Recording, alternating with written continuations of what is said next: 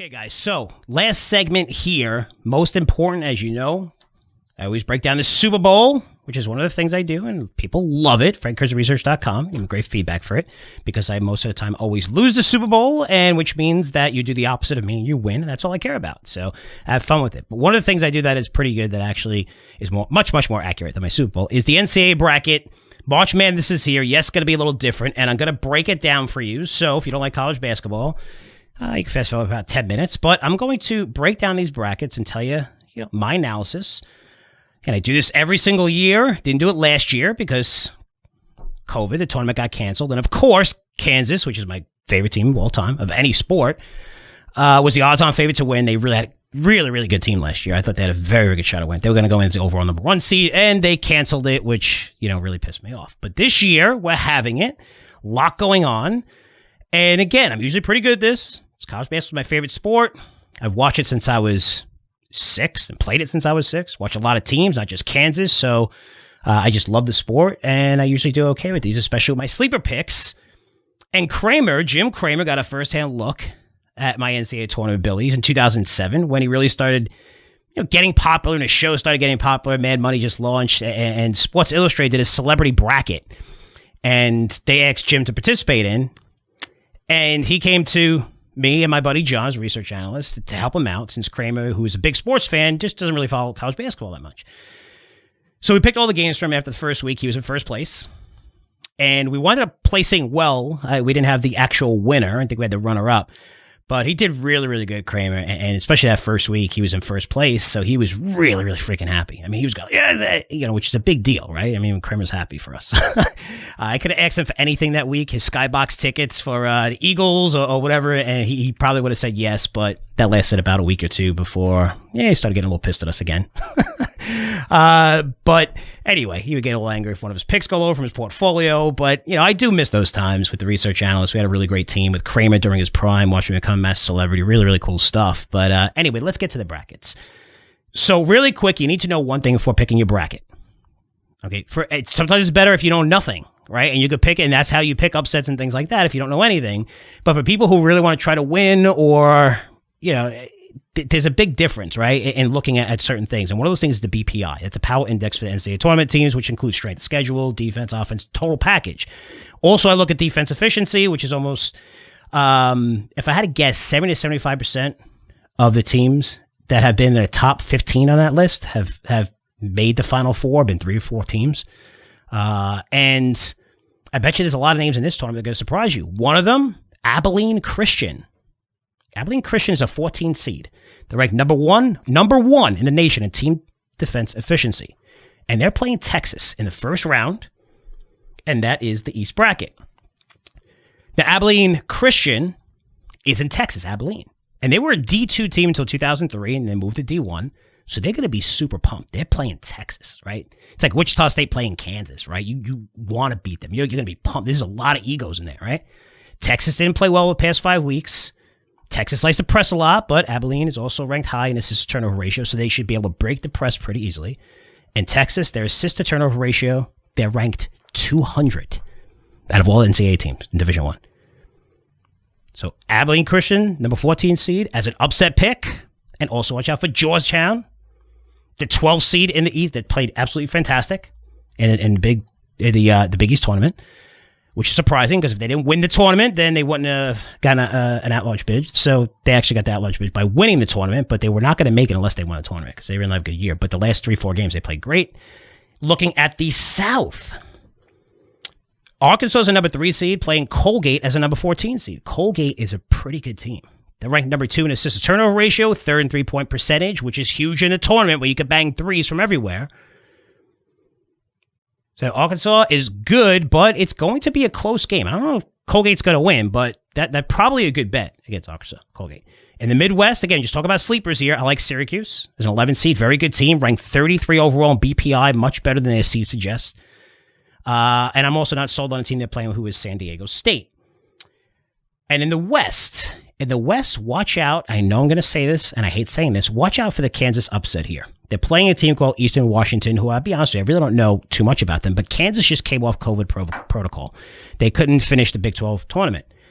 And a lot of teams that went on this protocol in the middle of the year came back, and they just played differently over the next 3-4 weeks. Baylor's a good example of it. They were undefeated, then they got blown out by Kansas, and then they lost another game after that. But they did crappy for a few weeks. They're number 1 seed.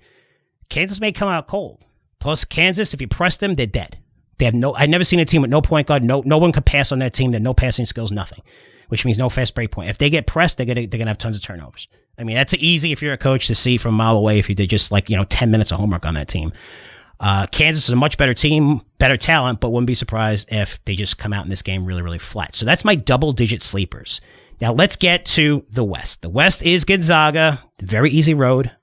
May have to play Virginia, who I'm not impressed with.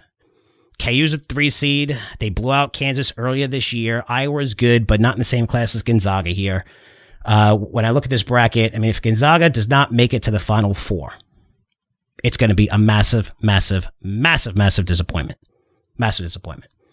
Let me see if I can bring up this bracket here, if you're watching this on YouTube. And so you're looking at all these names here. You're seeing the number 1 seeds and stuff like that. But when I'm looking at Gonzaga, definitely the class in the West. Now let's go to East. You have Michigan as the number 1 seed. Great team. Hasn't played the best ball coming into the tournament, though. So Georgetown is a 12 seed. Maybe one of the hottest teams in college basketball. Basketball weeks win the Big East tournament. Get an at-large bid.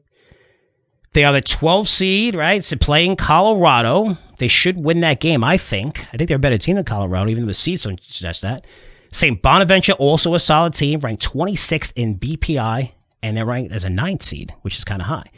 Not sure if they could beat Michigan early on. The number 2 seed is Alabama, which should make it to the Elite 8. But the team I love in the East, in this bracket, is Florida State. Florida State I have to make to the Final Four in the East. The top 10 in three-point shooting percentage. They beat North Carolina, one of the hottest teams right now in the NCAA that have been playing great the past few weeks. Just Florida State's been really clicking. I like that team. It is a little bit of a long shot because they are a number 4 seed, and I know not too many people have them in the Final Four, but I do like Florida State. Get to the South. Toughest division by a mile. Baylor's a number 1 seed, and they're awesome. And I might have picked them, even though they haven't really been playing that good lately. By far best backcourt in the nation, but they're really small. And they play North Carolina, which they'll play in the second round if North Carolina beats Wisconsin, which is not an easy game. But again, North Carolina's played awesome over the past few weeks. They could lose that game. I mean, North Carolina has a lot of height. They're very, very big. They're fast. They're clicking. I think they give Baylor a lot of trouble here. Baylor probably wins, but there's a risk there. Also, at Villanova, they have to beat Villanova and beat North Carolina, Wisconsin just to make it to the Final 8, Baylor. So if you're picking Baylor, just think about it. They have the toughest road by far. Villanova's a really good team that could beat anybody but could lose to everybody. They're crazy. It's a really crazy team. They played some terrible games this year, tons of talent, and I've seen them put them on people this year. The top half, as tough as it is for Baylor, it's pretty easy for Ohio State. Really easy for Ohio State, who played very well the last 4 games. They beat all the great teams in the best division, the Big Ten, other than, in the final, right? Losing to Illinois. So when I see Ohio State and the road they have a much easier road until they get to Baylor. Baylor has to win a lot of big games. So I got Ohio State in that division, and that is the South Division, go to the Final Four. Now the Midwest real quick, Illinois is number 1 seed, has an easy road outside of Tennessee, which is a good team, but not impressed at all with the bottom half of that bracket. I mean, Houston is a number 2 seed, and they played absolutely nobody this year. I think they played one ranked team, which is West Virginia as a number 3 seed I think they beat West Virginia this year, but they only play one team, and West Virginia is a 3 seed overall in this bracket. But Houston is number 2, and I went back and looked at all the games they played. Yes, they won by a lot, but they really haven't played anyone, haven't played good talent. I'm just surprised that they're a number 2 seed. They just won a lot of games while other people were losing, and they made it to top 8 teams in a nation. I just don't see them winning. I've seen them play a couple times. They are good, but I just think they rank way too high. So I have Illinois going to the Final Four, who's very, very good. Again, Ohio State played them great down to the wire overtime. So I have Gonzaga, Florida State, Ohio State, and Illinois. So 2 number 1 seeds, a number 2 seed, and a number 4 seed. So it's not chalk. I have Gonzaga beating Florida State in the semi, while Illinois should beat Ohio State in a rematch of the Big Ten Championship. I think they beat them again. Again, that should be a really, really great matchup. 2 amazing teams. And the winner, I know this is chalk, is Gonzaga. Gonzaga is my team to pick down the Nets. Look, they have 3 players up for the Wooden Award. That's, best player on the team. So they're all on the same team, 3 different players. Defense is great. They can run. They're fast. They have height. They could shoot. Their scoring margin is 23 points. That's ranked first in the nation. That's how much they beat teams by. And usually Gonzaga plays a crappy schedule. Not this year. They play a lot of good teams. A lot of good teams. They beat Kansas. They beat West Virginia. They smoked Iowa, who's a number 2 seed. They blew out Virginia. 13 out of 26 games, they scored over 90 points. They scored 90 points. A game, nobody's beating them at 90 points. And they scored 100 in several games as well. The only way Gonzaga loses this championship is if they beat themselves or they choke. In fact, I'll go out there and say this as someone who knows college basketball. I've never seen the number 1 overall seed this much better than the rest of the field, probably since UNLV in 1990, when they beat Duke in the finals by 40. And they were favored the next year, and Duke came back and won. Leitner, it was great, all that stuff. But they don't have weaknesses. The 3 guys that are going to go in the first round of NBA, and they'd probably be in the first 5 picks, because one of them is a senior, but one's a freshman, the other's a sophomore. And actually, they could be even better if they don't leave, but they're probably going to leave because they're first round picks. They have senior leadership. They have a great coach. And all that means that they probably won't make the Elite 8, right? But Gonzaga is my pick to cut down the nets. I know a lot of you get so many emails on this, probably more emails than any of the subjects, so I wanted to break that down. I always like going through it. I love the NCAA tournament. It gives you a chance to watch basketball games all day Thursday, Friday. I used to watch it with my friends all the time and go back to New York for 20 years and just, spend an entire Friday from 12 o'clock to 12 o'clock when all the games are going crazy. I know it's a little different schedule this time, but a lot of fun. Looking forward to it. Should be a really, really great tournament.